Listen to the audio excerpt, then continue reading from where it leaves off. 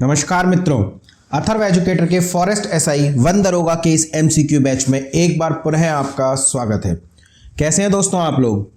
दोस्तों, इससे पहले कि मैं आज का सेशन प्रारंभ करूं, मैं आपको बता देना चाहता हूं कि एक्चुअली प्रॉब्लम क्या है कि मेरे घर में आज शादी है। तो आज और कल मेरे घर में बड़ा शोर शराबे का माहौल है, समय की बड़ी कमी है।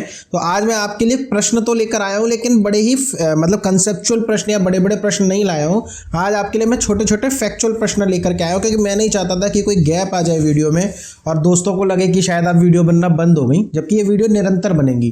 कल भी मैं वीडियो लाने का पूरा प्रयास करूंगा, पर अगर किसी कारण से वीडियो नहीं आ पाए तो आप मान के चलिएगा कि 11 तारीख को तो वीडियो आपकी आएगी ही आएगी। तो चलिए आज का सेशन प्रारंभ करते हैं। छोटा सा सेशन रहेगा, फैक्चुअल है, समझाने के लिए कुछ है नहीं, बस प्रश्न है और उनके उत्तर हैं।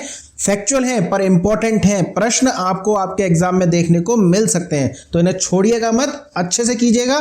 सेशन पर चैनल पर नए आए हैं तो प्लीज चैनल को सब्सक्राइब कीजिए और सेशन पसंद आए तो वीडियो को लाइक भी कीजिएगा। चलिए मैं प्रारंभ करता हूं आज का पहला प्रश्न, और आज का पहला प्रश्न है, चिपको आंदोलन के प्रणेता निम्न में से कौन है? देखिए, सबसे इंपॉर्टेंट प्रश्न है ये, क्योंकि बहुत से दोस्त जो इस प्रश्न को अच्छे से नहीं जानते या जिन्होंने चिपको आंदोलन के बारे में अच्छे से नहीं पढ़ा, उन्होंने सुंदरलाल बहुगुणा का नाम सुना होगा और वो इस प्रश्न का उत्तर दे देंगे सुंदरलाल बहुगुणा। सुंदरलाल बहुगुणा का संबंध चिपको आंदोलन से था, प्रखर नेता थे चिपको आंदोलन के, एक्टिव थे चिपको आंदोलन में बहुत ज्यादा। पर यहां आपसे प्रणेता पूछ रहा है किसके द्वारा यह आंदोलन प्रारंभ किया गया, तो वे चंडी प्रसाद भट्ट हैं। हालांकि चंडी प्रसाद भट्ट के साथ सुंदरलाल बहुगुणा ने एक महत्वपूर्ण भूमिका अदा करी, पर यदि आपसे प्रणेता पूछेगा तो आप उत्तर क्या देंगे? चंडी प्रसाद भट्ट। चलिए अगला है, पारिस्थितिकी तंत्र में तत्वों के चक्रण को क्या कहते हैं? देखिए, मृदा में होते हैं पोषक तत्व, मृदा से उन पोषक तत्वों को पौधे ग्रहण करते हैं, पौधे से कर लेते हैं शाकाहारी, पौधे को खाते हैं शाकाहारी, और शाकाहारी को मांसाहारी, और फिर इन सभी की होती है मृत्यु और इनका शरीर जैव पदार्थ अपघटित होने के बाद वापस से मिल जाता है मृदा में। अब इसमें सल्फर होता है, नाइट्रोजन होता है, कार्बन होता है, तो ऐसे बहुत सारे पोषक तत्वों का चक्र मृदा से प्रारंभ होता है, मृदा में ही मिल जाता है। इसमें जैविक और भौतिक दोनों प्रकार की क्रियाएं होती हैं, इसलिए इसे कहते हैं जैव भूस रासायनिक चक्र। चलिए अगला है, सौर विकिरण की सबसे महत्वपूर्ण भूमिका है। आसान सा प्रश्न है, जल चक्र में सौर विकिरण की सबसे महत्वपूर्ण भूमिका है। जितनी ज्यादा सौर विकिरण होगी उतना ही जलों का वाष्पीकरण होगा, उसके बाद वर्षा के रूप में वो जल पुनः प्राप्त होगा। तो सौर विकिरण की सबसे महत्वपूर्ण भूमिका अगर पूछी जाए तो प्रश्न का उत्तर हो जाता है जल चक्र। चलिए अगला प्रश्न देखते हैं। अगला प्रश्न है, पारिस्थितिकी पिरामिड कितने प्रकार के होते हैं? पारिस्थितिकी पिरामिड 3 प्रकार के होते हैं मुख्यतः। एक होता है आपका संख्या पिरामिड,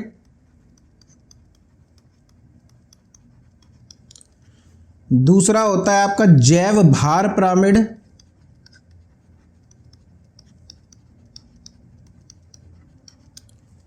और तीसरा होता है आपका ऊर्जा का पिरामिड या ऊर्जा पिरामिड।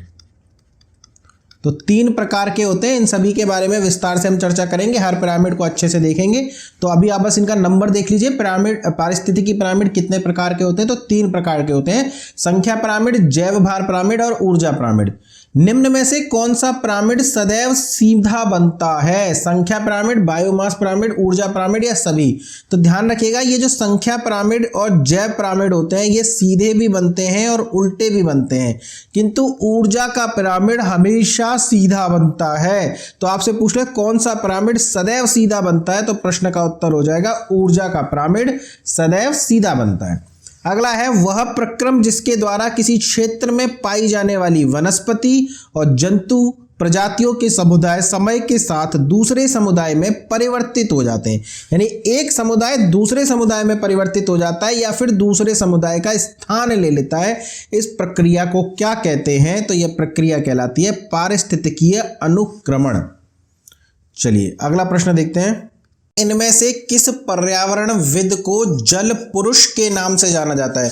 देखिए, जल पुरुष, वृक्ष मानव, डॉल्फिन मैन ऑफ इंडिया, इस तरह की बहुत सी उपाधियां हैं। आपको सभी उपाधियां आपके पता होनी चाहिए आपके एग्जाम की दृष्टि से। यदि आपसे पूछ लिया जाए किसे जल पुरुष कहा जाता है, तो राजेंद्र सिंह को। जल संरक्षण के लिए इन्हें बहुत सारा कार्य इन्होंने किया। इन्हें स्टॉकहोम वाटर प्राइज भी दिया गया, इसीलिए 5वें भारतीय थे जिन्हें स्टॉकहोम वाटर प्राइज दिया गया था। तो राजेंद्र सिंह को भारत में जल पुरुष के नाम से जाना जाता है।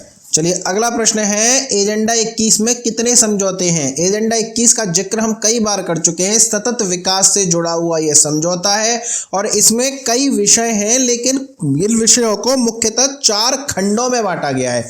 यानी एजेंडा 21 में मुख्य समझौते कितने हैं? तो 4 प्रकार के मुख्य समझौते हैं। निम्न में से किसे वृक्ष मानव कहा जाता है? देखिए, जल पुरुष किसे कहा जाता है? तो जल पुरुष कहा जाता है राजेंद्र सिंह को। लेकिन यदि आपसे वृक्ष मानव पूछ ले तो वृक्ष मानव हो जाएगा रिचर्ड सेंट बार्व बेकर। तो रिचर्ड सेंट बार्व बेकर को वृक्ष मानव के नाम से जाना जाता है, जबकि जल पुरुष के नाम से किसे जाना जाता है? राजेंद्र सिंह को। देश में बाघों के सुरक्षित क्षेत्रों के प्रबंधन की समीक्षा हेतु गठित विशेष दल का अध्यक्ष कौन था? टाइगर टास्क फोर्स बनाई गई थी। बाघों की रक्षा के लिए टाइगर टास्क फोर्स का गठन किया गया था। किसकी अध्यक्षता में? सुनीता नारायण की। तो ध्यान रखिएगा, बाघों के सुरक्षित क्षेत्रों के प्रबंधन की समीक्षा हेतु जिस दल का गठन किया गया था, उस दल की अध्यक्ष कौन थी? तो सुनीता नारायण। मानवीय जनसंख्या के श्रेष्ठतर जीवन यापन के लिए निम्न में से कौन सा कदम सर्वाधिक महत्वपूर्ण है? वनारोपण, खनन, वन जंतुओं का संरक्षण या प्राकृतिक संसाधनों के प्रयोग को कम करना? देखिए, ये सभी कार्य जरूरी हैं। वनारोपण भी जरूरी है, खनन को चलिए आप एक बार को छोड़ भी दीजिए, तो वन्य जंतुओं का संरक्षण भी जरूरी है जीवन को श्रेष्ठतर बनाने के लिए, और प्राकृतिक संसाधनों के प्रयोग को कम करना ताकि अगली पीढ़ी को भी वो प्राकृतिक संसाधन मिल सके। लेकिन इन सभी में भी यदि आपको सबसे बेस्ट आंसर अपना चूज करना है तो वनारोपण, क्योंकि वन होंगे तभी सब कुछ संभव होगा। तो यदि मानव भविष्य में भी श्रेष्ठ जीवन जीना चाहता है तो उसे निरंतर वनारोपण करते रहना होगा। तो ध्यान रखिएगा, इस प्रश्न का उत्तर आप लगाएंगे वनारोपण। अगला है, पर्यावरण विभाग की स्थापना भारत में किस वर्ष की गई? तो केंद्र सरकार के द्वारा 1980 में पर्यावरण विभाग की स्थापना की गई थी। चलिए अगला प्रश्न देखते हैं। दासोली ग्राम स्वराज मंडल नामक संस्था की स्थापना निम्न में से किसके द्वारा की गई? संस्था दी हुई है आपको दासोली ग्राम स्वराज मंडल, और आपसे पूछा जा रहा है इसकी स्थापना किसने करी है? तो इसकी स्थापना की है दोस्तों चंडी प्रसाद भट्ट ने। चिपको आंदोलन के प्रणेता चंडी प्रसाद भट्ट के द्वारा दासोली ग्राम स्वराज मंडल नामक संस्था की स्थापना की गई थी, और इन्होंने ही आंदोलन चलाया था चिपको, जिसमें पेड़ों से चिपक करके आप पेड़ों की रक्षा की जाती थी इनके कार्यकर्ताओं के द्वारा। चलिए अगला है, निम्न में से किसका संबंध टेहरी बांध के विरुद्ध चलाए जा रहे आंदोलन से रहा है? टेहरी बांध की ऊंचाई बढ़ाई जाने के विरोध में आंदोलन चलाया गया था, और यह आंदोलन चलाने में सबसे प्रमुख नाम किसका रहा है? तो सुंदरलाल बहुगुणा का नाम सबसे प्रमुख रहा है। सुंदरलाल बहुगुणा जो चिपको आंदोलन से भी जुड़े हुए थे और जिनका संबंध टेहरी बांध आंदोलन से भी रहा है। चलिए अगला है, निम्न में से किसे डॉल्फिन मैन ऑफ इंडिया के नाम से जाना जाता है? कई सारी उपाधियां आपको पढ़नी है, याद रखनी है, जिसमें से एक उपाधि है dolphin man of India. Ravindra Kumar Sinha को डॉल्फिन मैन ऑफ इंडिया के नाम से जाना जाता है। इन्होंने डॉल्फिन पर जो है काफ़ी ज़्यादा रिसर्च करी है, और भारत का जलीय प्राणी भी है, और इनके अनुसार इन्होंने जो आंकड़ा दिया है उसके अनुसार ये सबसे ज़्यादा बिहार राज्य में पाया जाता है। तो डॉल्फिन मैन ऑफ इंडिया अगर आपसे पूछ लिया जाए तो रविंद्र कुमार सिन्हा। चलिए अगला प्रश्न देखते हैं। निम्न में से किसे भारत में, टाइपिंग एरर है दोस्तों ये, निम्न में से किसे भारत में पारिस्थितिकी के जनक के तौर पर जाना जाता है? देखिए, भारत में पूछ रहा है आपसे, अगर भारत में आपसे पूछे कि पारिस्थितिकी जनक कौन का माना जाता है, तो डॉक्टर रामदेव मिश्रा को भारत में पारिस्थितिकी के जनक के तौर पर जाना जाता है। बाबा आमटे का संबंध किस आंदोलन से रहा है? तो ध्यान रखिएगा, बाबा आमटे नर्मदा बचाओ आंदोलन से संबंधित रहे हैं। नर्मदा बचाओ आंदोलन बाबा आमटे के नेतृत्व में चलाया गया है। कर्नाटक में किसके द्वारा चिपको आंदोलन चलाया गया? देखिए ये प्रश्न ऐसे ही पूछा गया था एग्जाम में, इसलिए आपके सामने एज इट इज रखा गया है। हालांकि कौन सा आंदोलन दक्षिण भारत में चलाया गया? अपिक्को आंदोलन, पर वो था चिपको आंदोलन ही, पेड़ों से चिपक करके पेड़ों की रक्षा करना। और किसके नेतृत्व में चलाया गया है? तो पांडुरंग हेगड़े के नेतृत्व में। चलिए अगला है, निम्न में से कौन सुमेलित नहीं है? सुमेलित नहीं है आपसे पूछ रहा है। एपिक्को आंदोलन पांडुरंग हेगड़े के नेतृत्व में चलाया गया। चिपको आंदोलन चंडी प्रसाद भट्ट के नेतृत्व में चलाया गया। ग्रीन बेल्ट आंदोलन बंगारी मथाई के नेतृत्व में चलाया गया।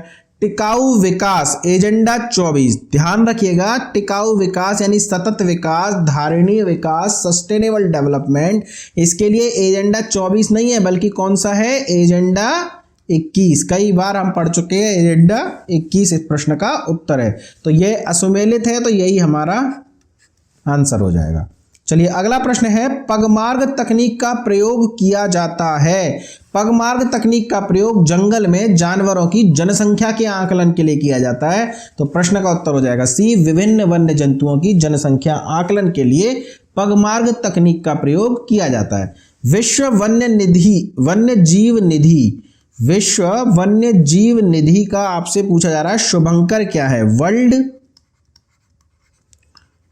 Wild life fund. आज थोड़ा दोस्तों गला भी बहुत ज्यादा खराब है, तो आवाज से भी आपको आज समझौता करना पड़ेगा। वर्ल्ड वाइल्ड लाइफ फंड का शुभंकर आपसे पूछा जा रहा है, तो इस प्रश्न का उत्तर हो जाएगा पांडा।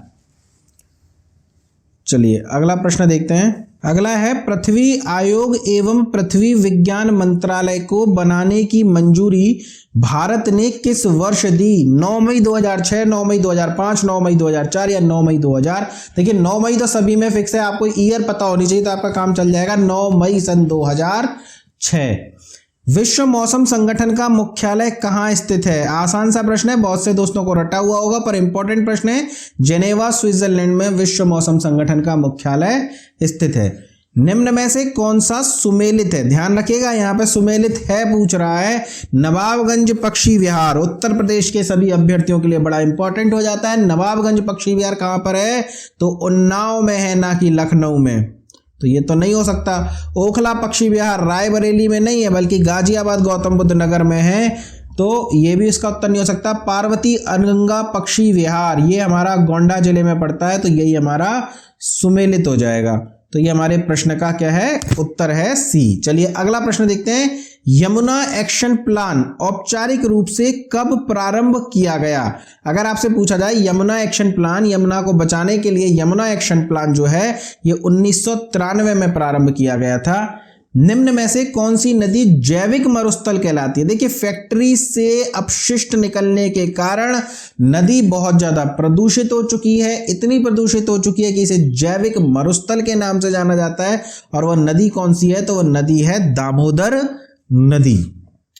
सभी जीवधारियों के प्रति सम्मान की भावना रखने का उपदेश निम्न में से किसने दिया था?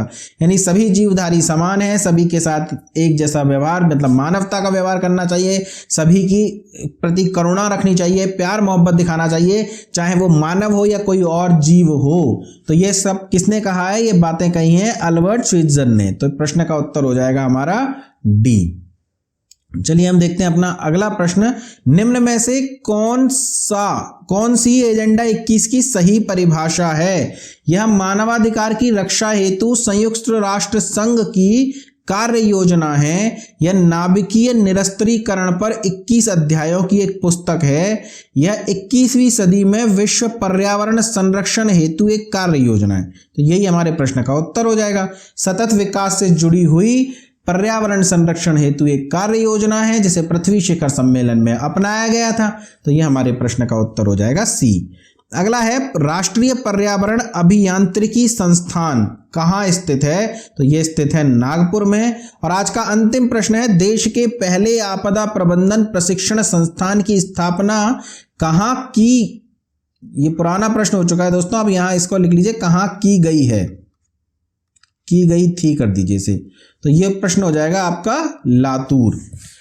चलिए दोस्तों, बहुत जल्दी में मैंने आज आपको ये प्रश्न सॉल्व कराए हैं, क्योंकि शांति का भी बड़ा अभाव है, बड़ी मुश्किल से मैं ये वीडियो रिकॉर्ड कर पा रहा हूं, तो थोड़ा सा आज एडजस्ट कीजिएगा। और यदि कल किसी वजह से वीडियो ना आ पाए तो कोई घबराने की बात नहीं है, परसों आपको आपकी वीडियो पुनः प्राप्त होगी। धन्यवाद दोस्तों, जब तक पढ़ते रहिए, मस्त रहिए, चैनल को शेयर सब्सक्राइब करते रहिए।